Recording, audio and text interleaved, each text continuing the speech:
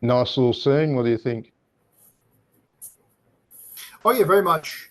Yeah, that looks fun. That looks like a Oh, classic of a sort. It's striking a bell now. I may have seen some promotional material for it, or the image of Sean Connery in that costume sounds looks a little familiar.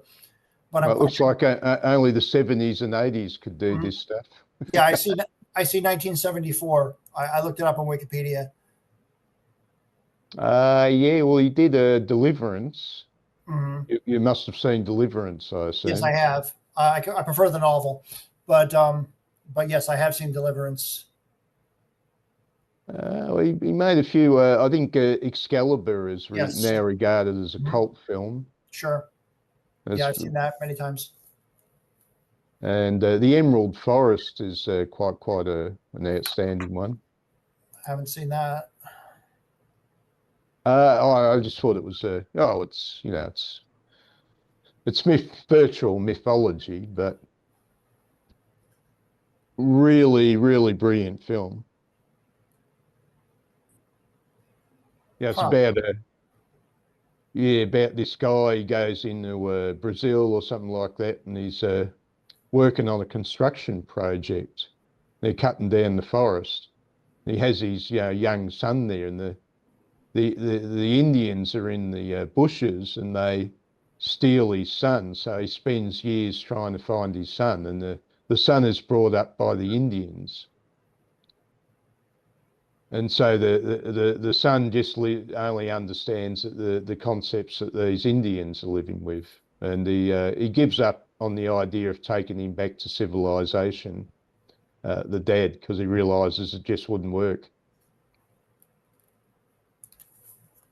But a very much a powerful adventure story as well.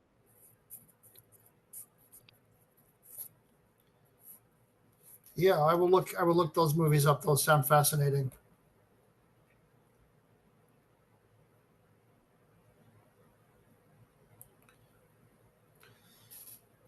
So this meetup was posted on a philosophy meetup. Um, what kind of philosophical angles do you find philosophical? Let's say um, um, substance in comic books generally. Well, it's a form of literature, That's true. and I think there is an angle there. I mean, we've been discussing history. I mean, this is you said Howard in other cases was bringing forth history as Hmm. a background to his stories, Sure. and in this case, realistically, we're discussing the maybe the period. What was it they called it? The Bronze Age collapse Mhm. until the I think the Greeks had a term for it. They call it, well, the modern scholars call it the geometric dark age. So this was a period when civilization was still a relatively new thing and then collapsed and then revived on a completely new basis. You know, they discovered the rationality, the Socrates level of rationality uh, change their culture. But this, uh, well, you can see the lack of contemporary rationality in Conan. This is a guy who doesn't live with the later type of rational mind. Seems to be living for the moment. He's not really big on planning everything out. He seems to be a character who lives on impulses. Yeah, I would certainly agree that that's the case with the character, but the civilized world in which he wanders isn't that way. Um, the stories in the comic, as well as the originals, contrast his barbarian mindset to the civilized mindset, which again wasn't historical because it doesn't go back that far, but nevertheless, it's there in the stories anachronistically. Well, this was the era which developed what the Greeks called the lower part of the soul, the part of the soul which is concerned with shopping, material goods, gleaming golds, jewels. This was the world that invented shopping, you might say. And what came along later was the age of rationality, the age of intellect was developing in this time. They were developing, inventing the intellectualisms which became the basis for, you know, the Roman Empire, for example. This was also the era that was outstanding, the Old Testament prophets and stuff like that. But you look at this illustrator, how he's done Conan. The Conan here is not much more than the glorified Charles Atlas. Not like the later bodybuilders who, you know, are using the chemicals to build huge mounds of beefcake. Sure.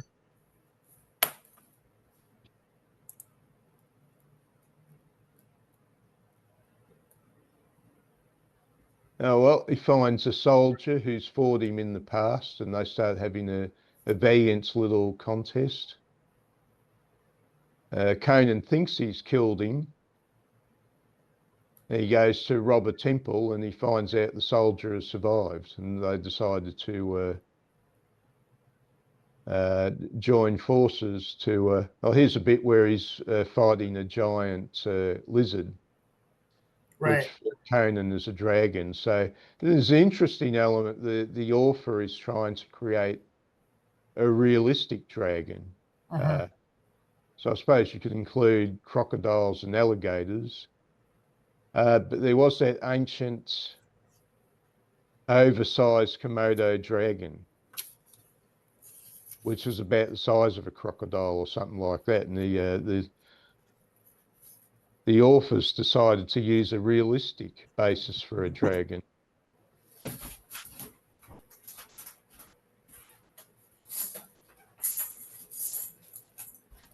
I never got into Dungeons and Dragons. Were you into that at some stage, were you, Robert?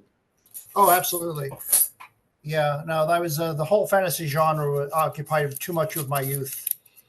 It left a mark on me. But a lot of the motifs of Dungeons and Dragons were inspired by characters like Conan, the original stories, Conan and Lord of the Rings, and other fantasies of that epoch, the early 20th century. Yes, when I was young, I was quite fascinated in the theories of Rudolf Steiner. And I eventually, I sort of was a true believer, and then I just started to view him as a mad occultist. And looking back at some of the stuff, that there was a certain genius in his ideas about philosophy and politics. And he was saying it was he probably copied this from Nietzsche, because Nietzsche's sister was trying to get Steiner to edit Nietzsche's works, and Steiner was the advocate of what we call a dynamic theory, that life is really a balance. He created these principles he called Lucifer and Ahriman. Now, if you like Conan comics excessively, you're going over into the Luciferic element. Fantasia is the Luciferic element. Its opposite number, which he called the Ahrimanic, is the Philistine. But what Steiner was saying, no, you don't say no to the fantastic. but you try to balance it. That fantasia, excessive fantasia is bad, but we need fantasia to live. So we need to strike a balance between, say, fantasia and Philistinism. On the other side, you have dry reason, and the opposite of that is, say, mythology. Sure, that's certainly an interesting dichotomy, interesting way of looking at it. Um, for my own part, I regret that it absorbed as much of my time as it did, but I think that there were benefits to it, and that my interest in history and philosophy are an outgrowth of those earlier interests. That they were almost like gateway drugs to those disciplines, and speculative fiction, I think, deals with a lot of the same um, broad concerns as philosophy, particularly science fiction, which proposes thought experiments that can resolve in the structure of a story with a plot as they resolve through the application of reason in philosophy. There are a number of connections between Howard's work and philosophy that I find interesting. Earlier, you mentioned the story Valley of the Worm, where there is a character who remembers his past lives. That Yes, always yes. that always reminded me of Plato's doctrine of anamnesis, which, if you're not familiar with it, it's the doctrine that knowledge is memory. When you learn something, you're really remembering it, was his claim. Yeah, it's because memory precedes thought. Yes. Because Yeah, we thought is abstracted memory. right. We've Yeah. taken a concrete image which occurs in our past. It's when we develop the ability to have an episodic memory. And oddly enough, I can recall when that happened. Maybe I was about 5 months old. And I used to recall a stage where I was sort of conscious, but I couldn't really recollect, you know, what happened the previous day or anything like that. Mhm.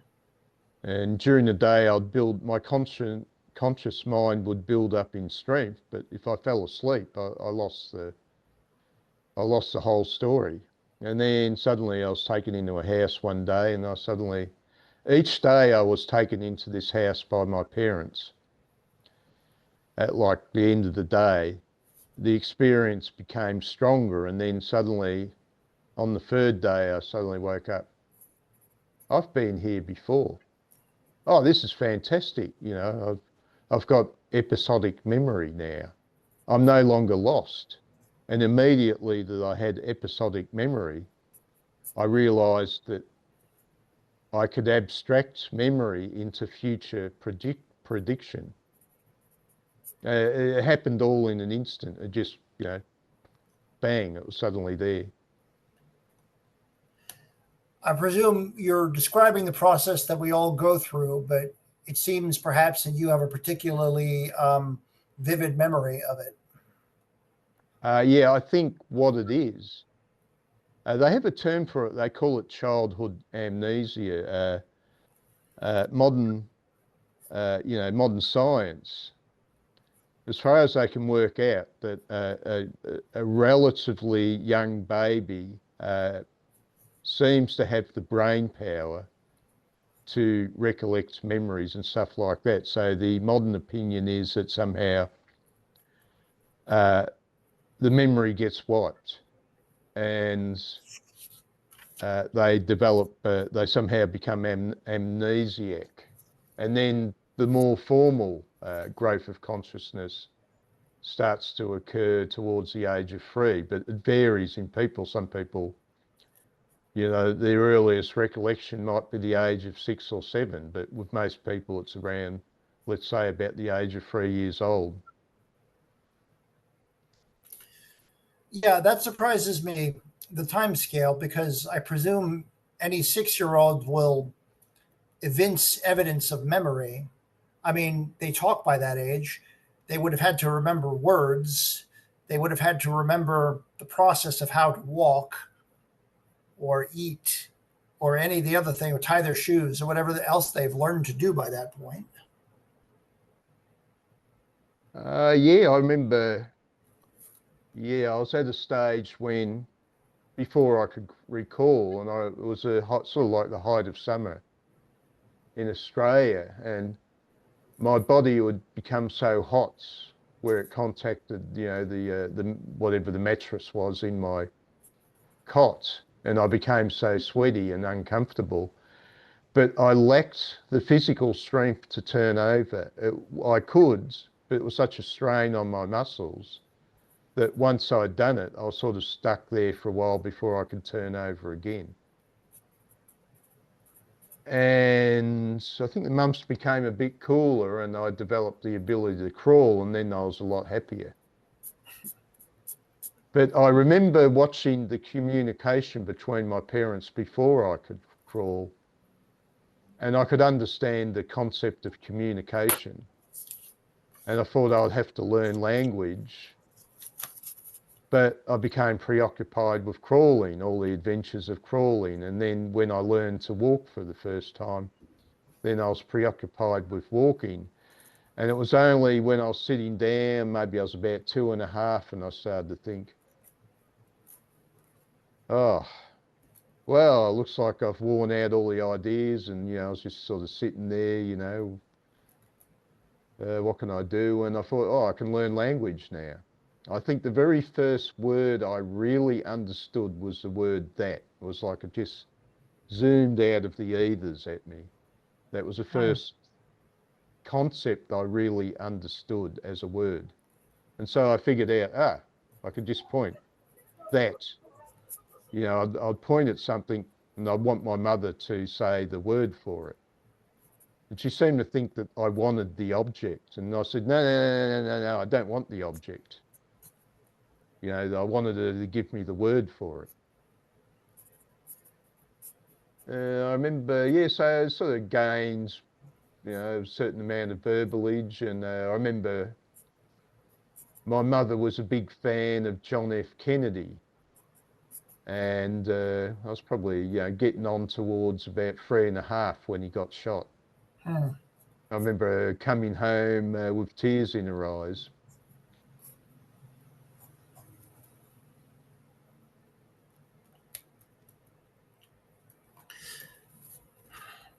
Yeah, that's a fascinating anecdote. Thank you for sharing that.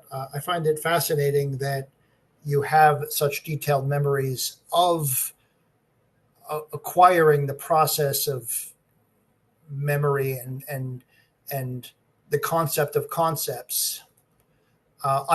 Obviously, everybody went through that at some point, but I think it's probably pretty rare to find somebody who could articulate it as you have. They simply don't recall. Yeah, I agree that what I experienced must be something that everybody goes through, but they don't seem to have somehow held on to the memory. Right. And that a bit like milk teeth, that early memory fades away, and then the more the later, you know, the new teeth type memory develops at around about 3 years old. Seems to be a bit cultural. They seem to have noticed that, for example, the Chinese tend to not develop the childhood ego until a later stage, for example.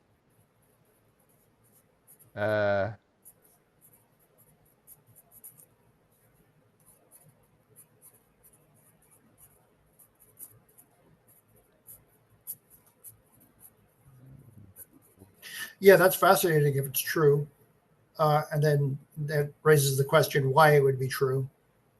how culture might encourage or suppress the development of such a quality, and whether that's advantageous or disadvantageous. I think perhaps my lesson in life is the problem with the ego, that we become preoccupied with ourselves. And this pervades culture, that, you know, especially mystical culture, that everybody thinks in terms of their individual ego, which is important, I agree. Here he is, he picks up this blonde again who's already betrayed him once, stole all his gold, and he rides off into the sunset with her. The eternal sucker. Sure. And so this is a thing. Conan is impulse. Sees a nice looking girl and he just goes on impulse.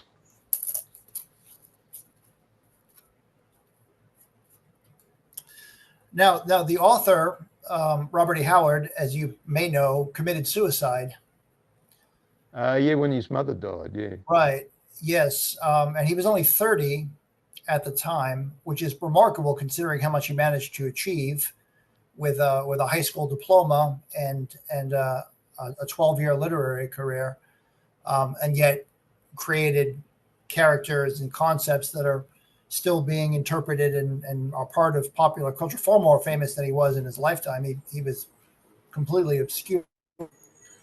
But well, he had talents. Absolutely. This is a thing, not everybody has that level of talent. He just had a degree of inborn talent and had the education which aided it. But this was not much for when they taught people grammar. I was never taught grammar when I was a kid. They'd gone out. You know. They said, "Oh, that's brainwashing the kid." Sure. All culture is brainwashing. So really, we shouldn't be teaching, you know, kids anything because we're brainwashing them, you see. That's clever, isn't it?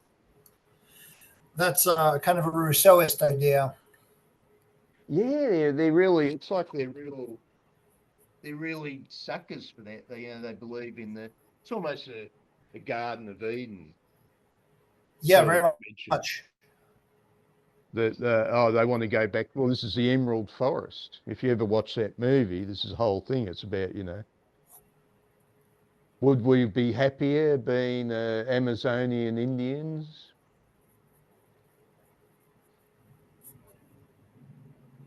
But of course, Emerald Forest is a film which glorifies it all. You know, probably the Amazonian Indians' life isn't quite as glorious as in the film. Yeah, it's an ancient question. It's never been resolved. New partisans of either side, civilization and its discontents, always seem to rise up.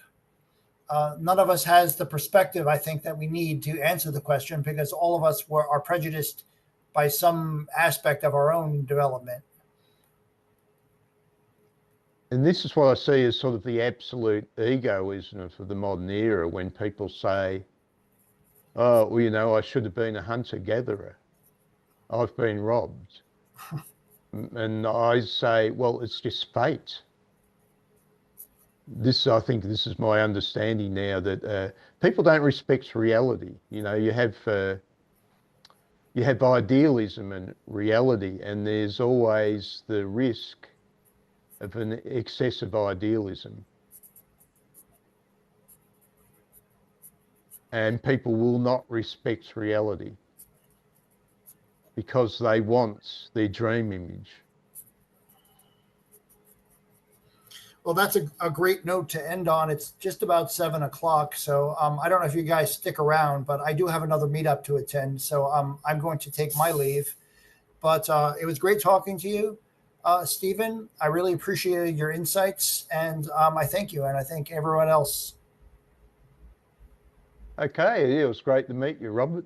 Take care.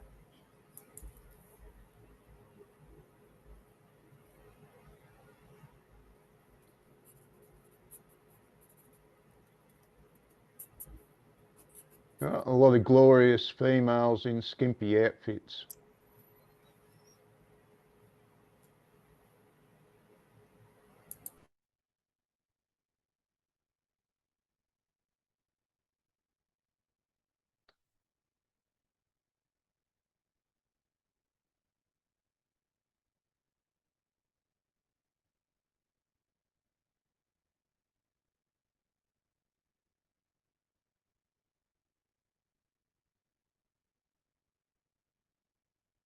Young Conan wastes few precious moments trying to fathom the mysteries of time and space.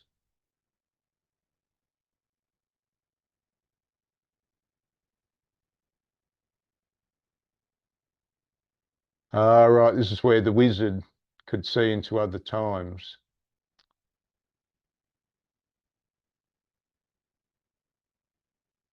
Yeah, Conan's shown visions of the space age.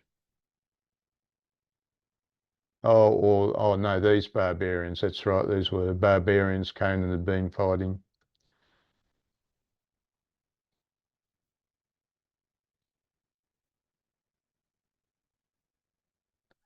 Well, what do you reckon about the quality of the illustrations, Dave? Seriously? Yes, yes, you can be serious. Okie dokie dokie dokie dokie. Okay, well, I can answer that. I can answer that like this. Well, 1970, Marvel Comics. Of course, the whole thing got started with Jack Kirby and Steve Ditko. I think Steve Ditko had left by that point. Jack Kirby was either gone by then or was about to leave. And, you know, some other people who are around, like Gil Kane, people like that. Anyway, the point is, not a lot of openings. Not a lot of openings. Steranko, of course. Anyway, um, so when there was a new person to come along, they couldn't put him on the main stuff. They couldn't put him on the main books. They had to put him on like tinier, obscure books. So this guy comes along, Barry Smith. I think right out of the gate. Yeah, he's clearly a very competent artist. But they don't. We would have been, what, about 20 at the time. Yeah, but they didn't have anywhere to put him. So, they put him on this obscure book that was just getting started and was kind of experimental. Nobody really knew what it was going to go for. Anyway, to cut to the chase of it, made quite a splash at the time, and I think we can all see why. I mean, we're all looking at Jack Kirby and, the greats like Gil Kane and people like that. Uh, yeah, you can see why people took notice of Smith. Said, "Wow, look at this kid. He's got something." Yeah, I can kind of see why that would have been noteworthy at the time. Yeah, there's stuff. And of course, looking at this stuff now is nothing at all of what we know Barry Windsor Smith eventually became. I mean, he eventually became something quite extraordinary, but you can see the very beginnings of what he would eventually turn into, even here in these very early youthful pages.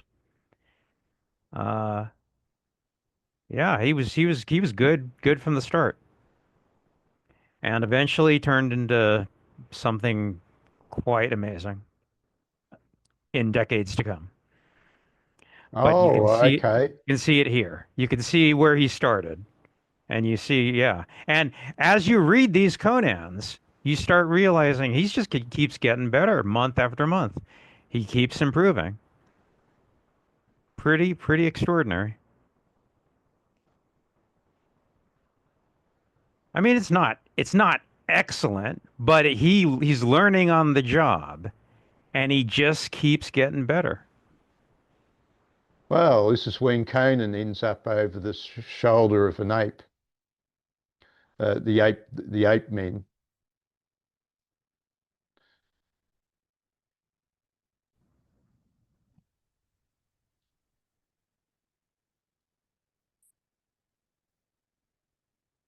Yeah, I've heard about these Conan comics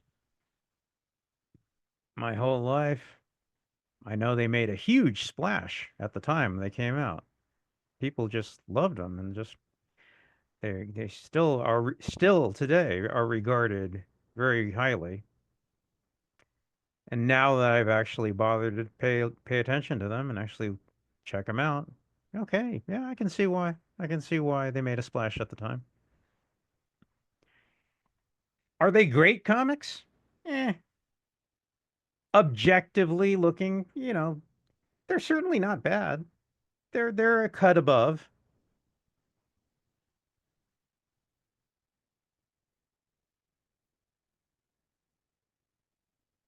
and they improve. They improve. If we keep going, they do get better, actually.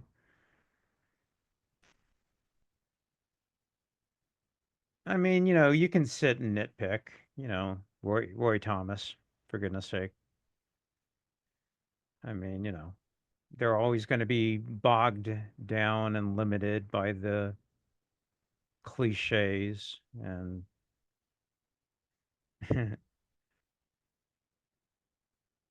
tropes of the genre and the idiom and mode that Thomas was coming out of. And it's very adolescent. It's very immature. It's not really great literature, no. But for what it is, it's just really well done adventure, fantasy, action comics. Not much more. But yeah, all in all, yeah, worthy of note.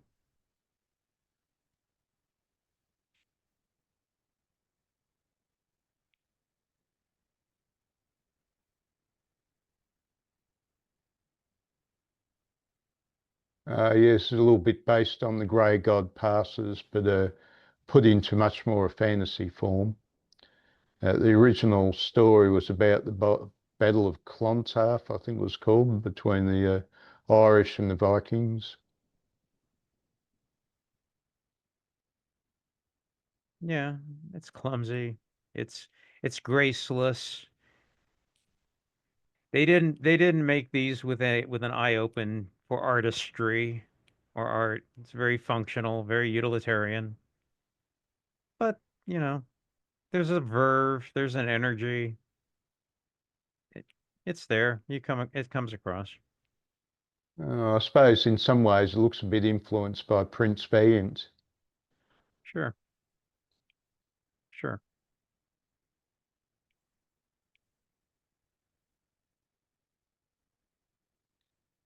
sure. Worth noting. Yeah, or the one of the heroes in this is befriends Conan, has a girlfriend who belongs to the fairy folk, and she gives him, which is in the Grey God Passes, which is his version of the original sort of Viking story or whatever it was. She gives him a suit of magic armor, but he takes it off in the battle and gets killed because they have apparently in Ireland you can have fairy folk as your girlfriend. Seem to have a lot of that in Irish tales.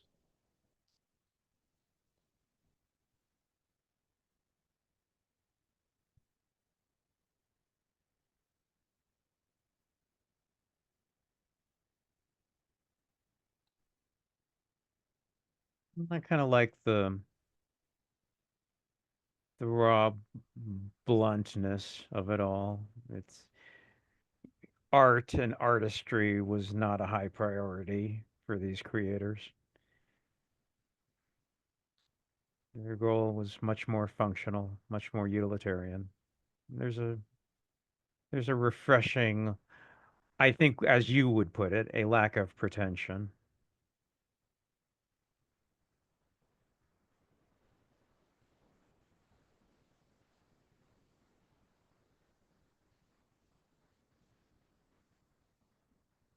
Yeah, you can see Smith is certainly, yeah, you're right, influenced by what he was looking at. And he was certainly looking at Hal Foster and all of the great, uh, probably Raymond Caniff. Uh,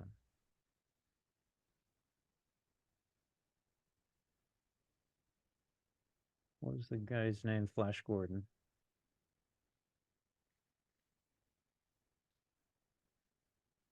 Alex Raymond. Alex Raymond. Milt Caniff and Alex Raymond and Hal Foster. But he was also looking at Jack Kirby. He was also looking at Steranko and Gil Kane and all the greats. And the influence is right there on the page. You could see it. He's channeling all that into his approach to the page and figures and inking style. But but you can see how he's learning on the job and he's developing his own style. He's figuring out what his approach is all about.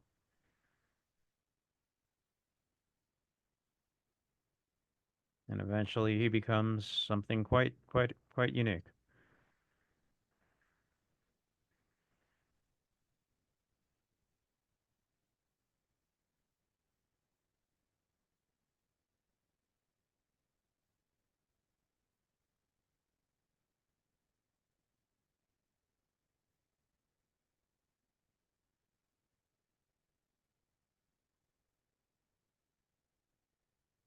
No, no, I'm not unhappy that you wanted us to do Conan the Barbarian. Finally Yeah, get I didn't expect I'd actually enjoy them. a finally get a chance to actually look at them. I never probably never would have if not. But yeah, yeah, they're enjoyable comics. That's what they are.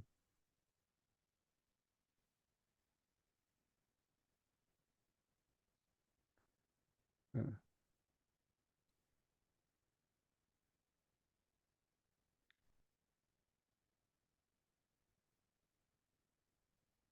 Oh, hope the temperatures weren't too nippy for Conan.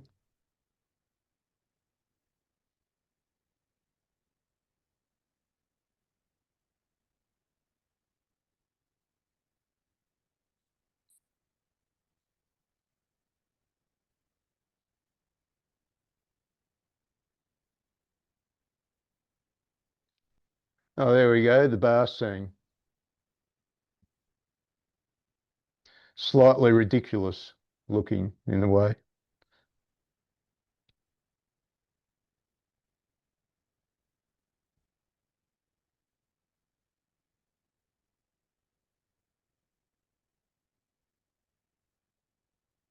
That's right, he meets Jenna,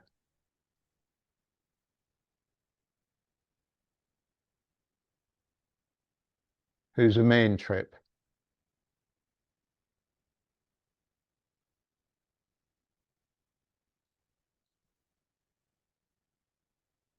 Oh yeah, rightio. All seems to be going well. He gets hit over the head.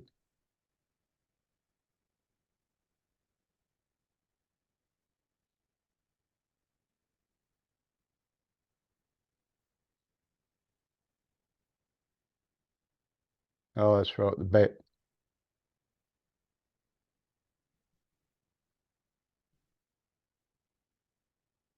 So he rescues Jenna from the bat. And he wakes up the next morning and she's gone and the gold is gone. When will Conan ever learn? Mhm.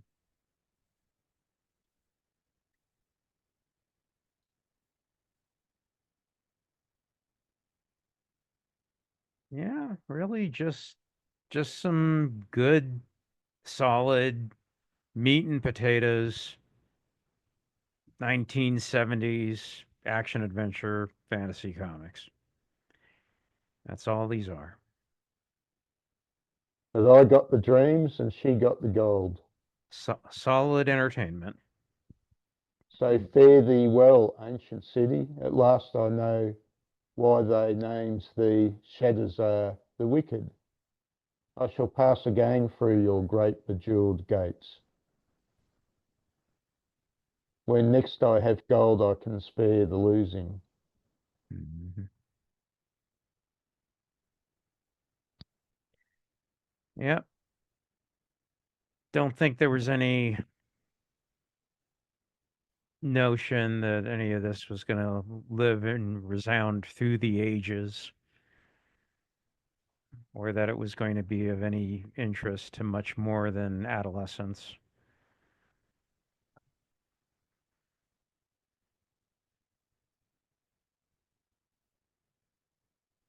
Yeah, it's just unashamed action adventure entertainment. Okay, he knocks into another chariot. Crom. Uh, my chariot's wheel. It's a brand new wheel. Yours has cracked it. You'll pay for this, you wild maned savage. Mark me. I'll mark you with my sword, pig, if you don't. Here, now, what's this uproar? It's Deanus, prefect of the city guard, who wants to know.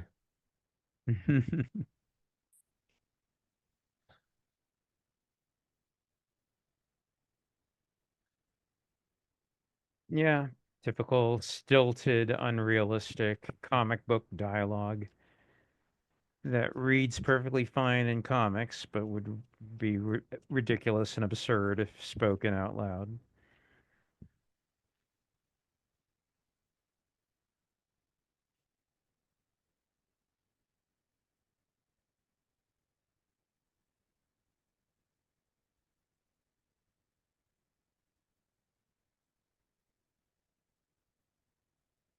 Yep, these comics were what, 20 cents an issue? And the expectation was young boys were going to read them and just throw them in the trash. And that's all they were. Just throwaway 20-cent comics. Uh, okay, 20 cents like in Australia. Okay, in America, 1970, the minimum wage was over $50 a week. Uh, well, although there's officially a very low minimum wage in the US these days, a more typical wage in the US would be about 600, maybe 700 a week, I suppose. And California's put it up to something pretty big, I think. We're in inflationary times like the 1970s, so 50. So a comic back then was about 250 of a weekly wage. Mhm. And in today's money, that would be about 16 times 20 cents. So in today's money, those comics would be something like about $3. But I think you're paying more for comics these days, aren't you? Yeah. Well, these were cheaply done comics, of course, but they were using newspaper printing, which were, at the time was pretty quick stuff, and they were only doing the glossy for the covers.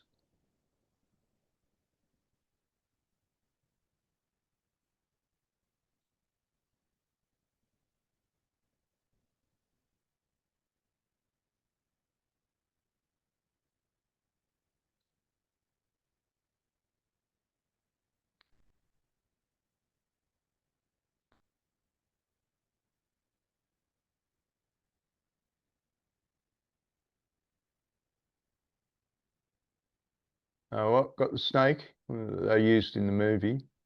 Must be one of the stories with a big snake in it.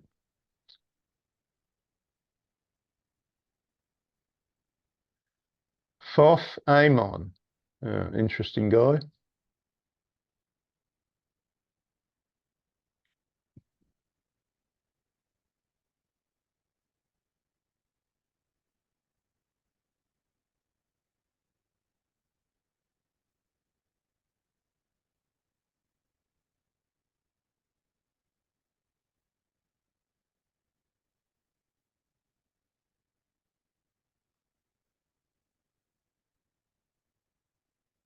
Yeah, back where we started.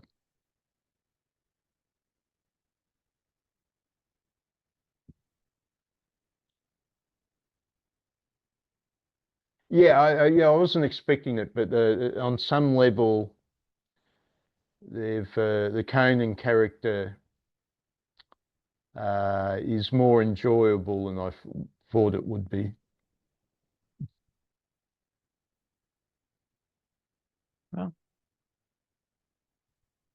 yeah, I credit the creators. They did a good job. Yeah.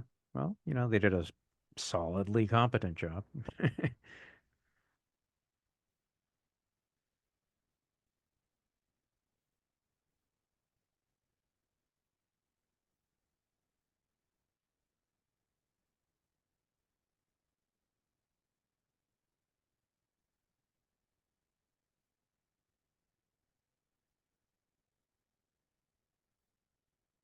You got some more anime on tomorrow? Don't know if I'll be able to make that one.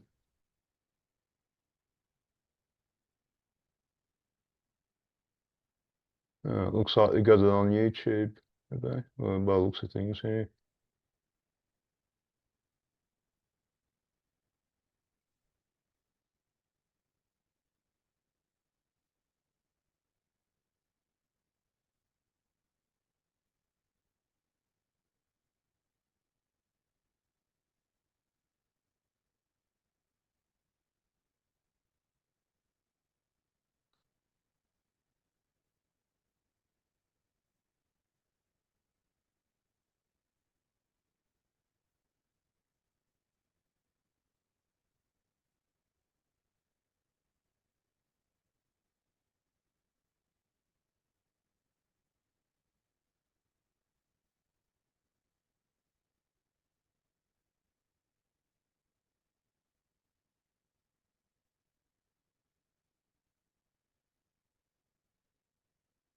Oh, okay, so next week is the many deaths of Lalia Star. Have I got the right one, or is it? Well, maybe I've got the wrong. Oh no, Trail of a Unicorn. That's it, isn't it? Donald Duck by Carl Barks. Uh, Have I gone? Oh wait, no, I've gone too far. Silly me.